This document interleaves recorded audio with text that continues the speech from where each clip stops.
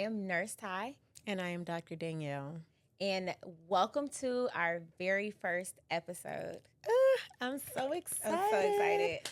So, a little bit about this bossy woman. Can you just kind of introduce yourself and tell them a little bit about you? Okay.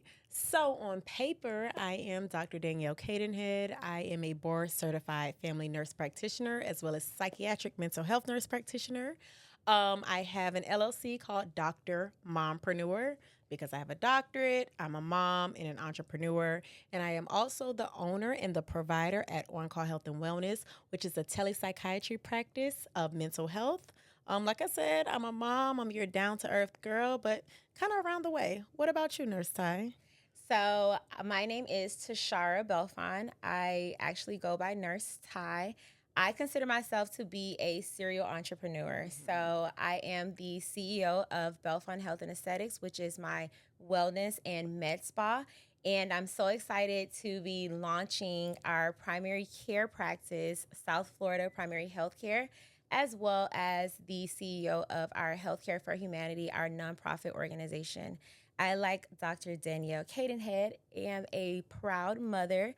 I'm a wife and a daughter, and I just really pride myself on being a wonderful, wonderful member of the community and just trying to do my best every single day to make a difference and give back. Listen, I feel like for both of us, that was a mouthful. Yes. How in the world are we even managing? I feel like the first episode, I feel like we should talk about balance. Like, Okay. we're letting you all into our personal lives, but just also understanding that we are your everyday women just trying to get a little piece of the pie. So let's talk about it. So, for sure, balance is one of those words that people throw out there. And I feel like now we're in this like super woke and, very zen era. And everybody's like, I'm manifesting balance and abundance. But what does it really mean to be balanced? Like, I'm still trying to figure it out. Like, honestly. I'm okay with saying that I don't think you will ever be fully like 50% balance. I do think that there has to be a time where you're like, you know what, 80% boss, and sometimes I'm 20% responsible. But, things happen, life happens. Now I have to be 80% responsible and only 20% boss. I feel like until we really come to the realization that balance comes in seasons, I don't think we'll ever really be okay. What about you? What you think balance is for you? I think that for me, balance is exactly whatever it is that you want it to be. I've definitely struggled, and like you said, it comes in seasons because there's times where I'm super hard on myself because I feel like I can be doing more as a mom, and then when I really pour a lot into being a mom, I feel like I can be doing more as a boss, and my business needs to be growing, and I need to be spending time with my husband, and I need to be a good daughter to my mom. And I just really feel like a lot of times the to keep all of the the wheels turning is just a task in itself. And I just feel like really giving myself grace and being present in whatever moment I want to be in is as balanced as it gets, and really just searching for some sort of happiness as long as I'm at least 80% happy. Yes. My kids are happy, they're healthy, and family is thriving. I think that is the best that we can do to maintain balance. And not even that, I feel like we have to be adaptable. I think once you Absolutely. actually learn 100% how to be adaptable, then you'll realize that you have balance. And having boundaries, cutting off at a certain time actually creates that balance. She is the queen of balance, then, y'all. Like, if that is balance, boundaries for sure. boundaries. And what she means by that, she's being funny.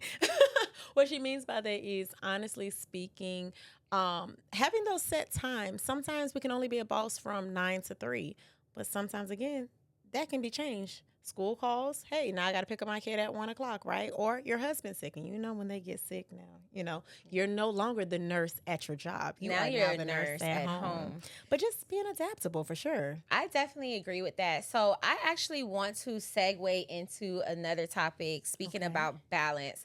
You said something super important. You were like, boundaries. And I think that, I don't know about you, but I'm now in my 30s. I know. I'm just now starting to implement boundaries, especially when it comes to family and people's expectations of what your boundaries should be and how you should actually implement those Yes. boundaries. So, what, as a mental health provider, what advice can you give someone who is like me, coming from a cultural Black background where a lot of times families first, no matter what, and we're just taught to suck it up? Like, how can we implement more boundaries with the people in our lives? I feel like this is such a generalized saying, but it is what it is. And what I mean by that is you only have one life to live. Like, you know how they say you were born by yourself, you're going to die by yourself? It is the truth. I feel like we spend so much time people pleasing, trying to mend relationships that are only, one way relationships. Or, like you said, simply going over and beyond just because they're family. And we don't realize how much of a toll that takes on us. And you stress yourself because you're overexerting yourself for something that, you're not getting back. And then all of a sudden, here we are, 40, 50 years old. And this is why a lot of the times when people are 40 and 50, they're like, oh, I'm to the point where I don't care anymore. You know what? Because you went through these life changes versus we know if you pinpoint it now, even in our 20s, I feel like we would be so much better mentally and physically if we knew how to cut people off. I'm very big on, yes, you have family, but family don't be familying in now. So I'm going to go the opposite route because we talked about this. You talked about being a little bit of a people pleaser. I feel like I get the other shame because I'm a cutter offer. Like, I'm a self-proclaimed cutter offer. And if it no longer serves me, or these people no longer serves me, and it doesn't make me feel good, I have no problem with saying, family or not, that it's a no for me. I agree. And I implement those boundaries a lot, especially when it comes to my children. And my mom and I have had these conversations because sometimes she would say, you know what? I have to respect your wishes. And I wish that when I was raising you, I was more like you, and to put my foot down no matter what. But when you're young and you have kids and you're from a culture that really is like family, family, family, I realize the people that hurt you the most and have no couth when dealing with you is actually your family, because we don't care a lot about how we made you feel. Absolutely. But we would tiptoe around a stranger in order to protect a relationship. So I think that, like, when it comes to boundaries and balance, you really have to start with yourself and really saying, does this serve me? Or can this be something that I circle back to at another time? But put your foot down and let the pieces fall where they may. I agree. And I think it honestly goes back to how you were raised. Same thing, Black American. But what made me kind of not know what a balance was or not really know what to do is because I was, an only child, but I was also a military raised child. So we jumped from state to state to state. So like we were saying, I never really had long-term friends. I've never really had to really fully build on relationships. So then when I got into Florida, or my state where I still stay in, I had to learn friendships. And so because I've never really had those tight-knit friends, it was like I wanted all the friends. Everyone was my friend. Like, I was very quick to have friends, and if I didn't have people around me because I wasn't used to people around me, it kind of made me feel like, oh, is this what friendship is? Is this what love? And then you start realizing, like, people are running over you. And another thing, when I was working with my therapist, what she let me know is that I am not verbal. That's what I do love about you. You are going to nip things in the butt right then and there. Girl, right there. I will let people think that everything is good. And in my head, I'm like, you have to know nothing's good. And then all of a sudden, when I cut you off, I'm the problem. But one thing about it, because of me never having to grasp those relationships, I have no problem with cutting someone off. But what I do have a problem with is expressing myself and letting you know the reason why this friendship is over.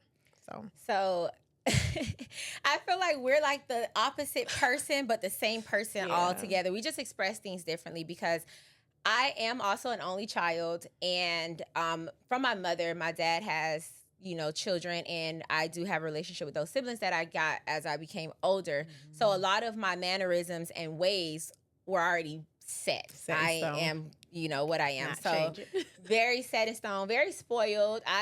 My mom did an amazing job as a single mother to raise me. I have no regrets. She couldn't have done anything better. But I do think that as I've grown in life, I've matriculated and, tried to really self-reflect a lot. But I feel like that characteristics that I have where I do nip things in the bud sometimes can be a problem, because sometimes people find that, especially, we get this all the time, that we're a little combative, that we're a little aggressive. And that we're, hard to deal with, when it's truly just me saying, I don't like what you did to me. I don't like how you handle me. And I'm going to stop it before you can think that it's okay. And, it goes back to like my childhood. I did have friends, but I also made sure that people understood how to treat me. And you're not going to treat me however you want to treat me. I would be that kid that you came to my house and you don't think you're going to steal from me. I checked book bags like I did. Ooh. I was girl. I was pat you down. Don't ever think you'll play. You got a metal detector. Metal detector. I was in here frisking. But and sometimes when I think back, I'm like, is that me reacting or is that me protecting myself? A little bit of both. And I feel like even though I was an only child, that trauma, which is going to be for a whole nother day, of not having a father in my life, that physically having my dad in my life, made me build up this really hard exterior. Absolutely. And seeing my mom as a little bit more of a people pleaser. My mom and me are very opposite. And I'm like the pit bull. I'm like, you not about to talk to my mama like that, right? And my mom is like, it's okay. And I'm, even to this day, I'm like, don't let her try you. Stand up for yourself. Where you from? Want me to call her? Where you from? I'm from 305 Miami. You know what I'm saying? Y'all couldn't tell. 305. But I'm definitely like, don't let somebody run over you. And I have to tell my kids that, because they're from Broward. And they will let somebody talk to them crazy, take their stuff. Yeah. And I'm like, whose children are you? Because me and my husband very Dade County, and you are not going to run over us. But I wish sometimes I was a little bit more softer, and maybe I could let things run its course. But because I'm so used to being in control of myself, I feel like if you do something to me, it's my duty to check you right then and there, because I don't want this pattern to continue. And then once I'm done, I told you I'm going to cut you off. I honestly think it's a defense mechanism, and it's not a bad one. But what will you feel is your downfall of doing this? Like, what do you feel is negative by you being this way? I think that by being this way, it makes people jump to a conclusion, and you're already the villain. So even when you are completely in the right, or when somebody has wronged you, I feel like people are so used to saying, well, you know how she is, or she got an attitude, or she's slick at the mouth, or she aggressive. Like, so and therefore they can get away with playing the victim because I'm so like, but you're not going to try me, and you're not going to do that. Yes. And I feel like that is the downfall of being this way, is because people who are victims like to cling to those types of people, because it automatically makes a person say, it had to be you. Yeah. You had to have done it. And so as I've gotten older, I'm okay with it. Yeah. But when you're younger, or it used to really like make me like furious, because I'm like, I know that I didn't do anything to you. I just told you I didn't like how you did it. But because you're dramatic and you're crying about it, I look crazy. Yes. Or I look like I'm, I attacked you. And when really victim. You threw something at me and I grabbed it and I said, you threw this at me? Yeah. And now I look like I'm about to beat you up. So now I think that's though. This is again what I say, like, this is why I don't like the whole Instagram culture, because you really don't know what you be fighting. People are fighting silent battles. So absolutely. Boss, mom, wife, entrepreneur, like, come on, non-for-profit. Like, what does it do to you physically? I know mentally it can be a toll, but physically, how does that affect you? So let's have a medical moment really quick. Boop. So physically, as you know, stress can manifest itself in so many different ways. And unfortunately, being a Black woman, we're already 10 steps behind the ball game. We already have things that we don't even understand about ourselves. And with adding stress and adding trauma and then being able to lick our wounds silently and wipe our tears and have it all together, it really does take a physical toll, which is why we have hypertension like no other race. Oh, for sure. We have uncontrolled hypertension. And even in nursing school, you'll know that we've always learned that Black people and Black women are hard to treat. And so we have to be aggressive when we're diagnosing and when we're treating them, because we're hard to treat and it ain't going to work anyways. And when we say what's wrong with us, we are complaining. Mm-hmm. And when we say that we don't feel good, we are being dismissed. And so those types of traumas, baggage, if you will, stress, it definitely starts to take a physical toll, and it starts to erupt as things as dangerous as cancer. Yeah. Oh, yeah.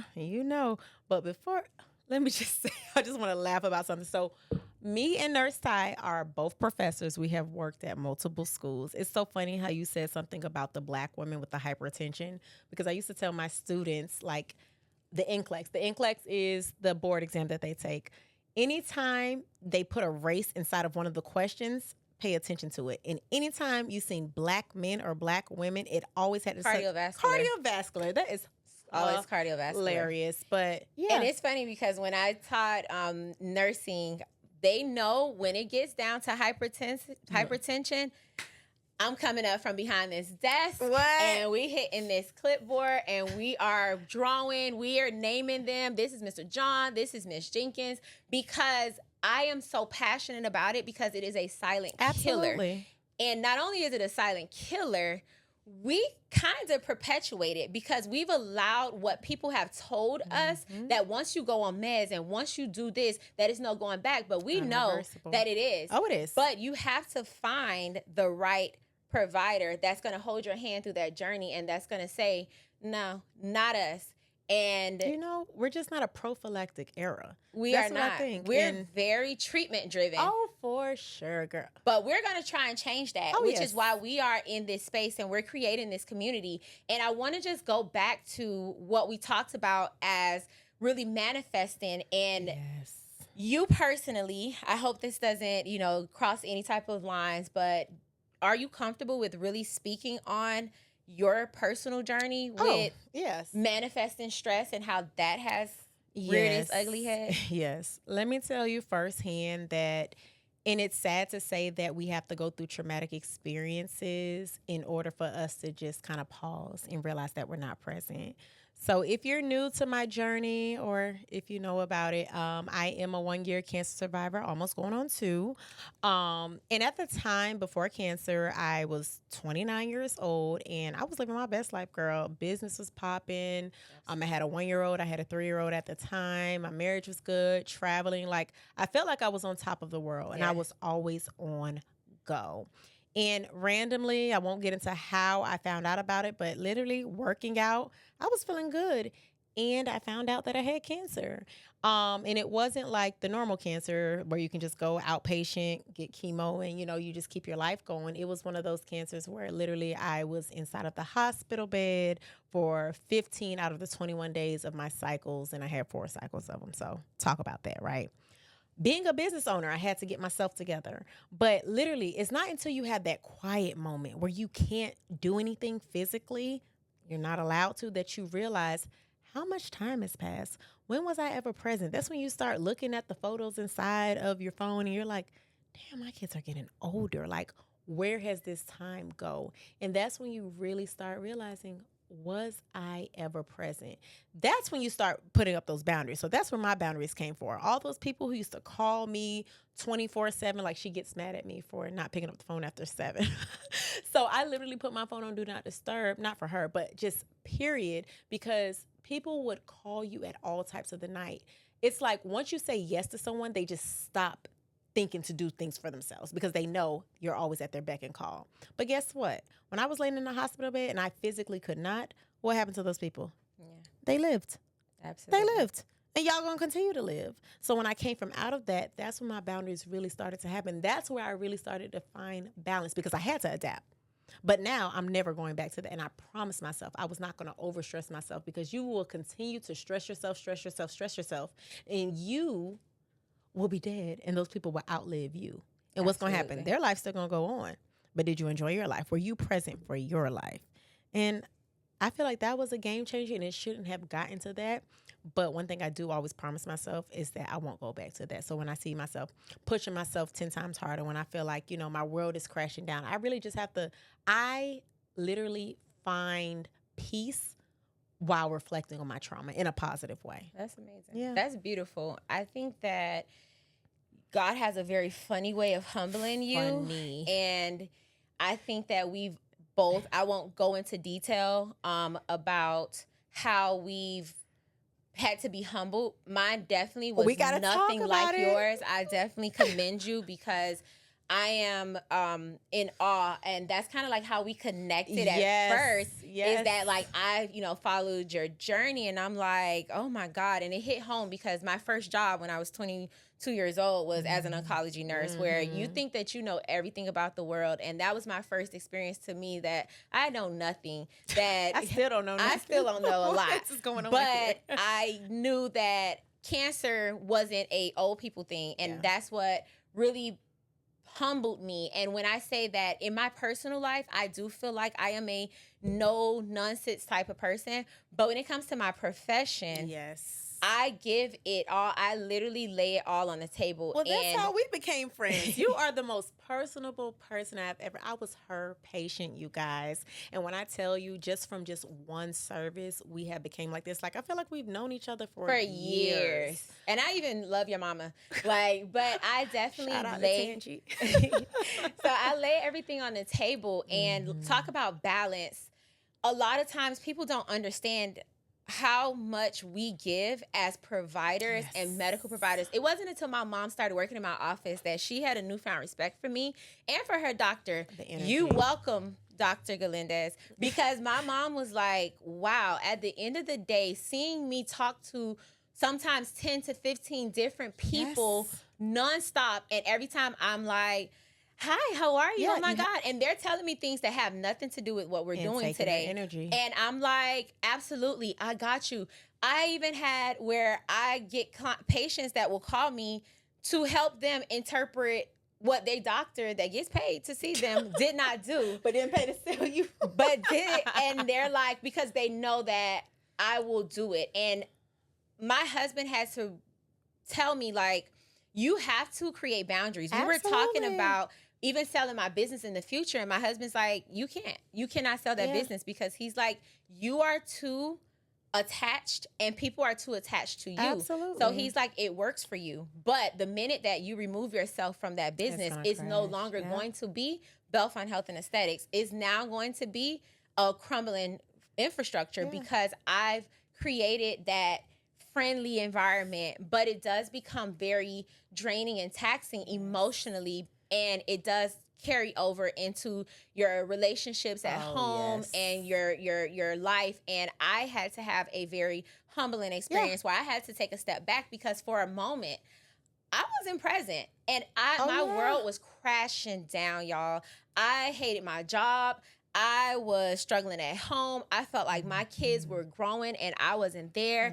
And I got so fat. I was the fattest I've ever been in my life. I'm very small, but I got all the way up to almost 190 pounds. And that is a lot for me. But I had to be humbled. Yeah. And I had to hit rock bottom in order to rebuild. So that's how it is. Before we wrap up, because this is a lot. I think this is a lot. And I think we got to do a part two one of these days. We got to do a part two. And something that you said that I think really resonates. Let's talk about relationships. And as I get older, I realize that you don't need a lot of friends, but you do need women in your life. You need women that are going to pick you up, that are going to congratulate you, that are going to support you, and that's going to be authentic. And I think that's how we really connected. I think so too. Because I want to be around women that foster collaboration instead of competition. Oof. And as Black women, we shouldn't be doing this That right is now. the culture. We shouldn't be doing this The mean because girl culture. we're both in the same industry. We are both in, we're nurse practitioners. We're both amongst the same type of crowd. We should be competing with each other. And instead we're collaborating and we're like, sending patients back and forth. Yeah. Like patients, I'm like, Yeah. no, you got to go there. It's And you have enough to, pieces for the pie. it's like, enough oh, piece of the pie. gosh. And I really think that this is the reason that God ordained us to Create come this into space. this space and say, like, we need to We need us.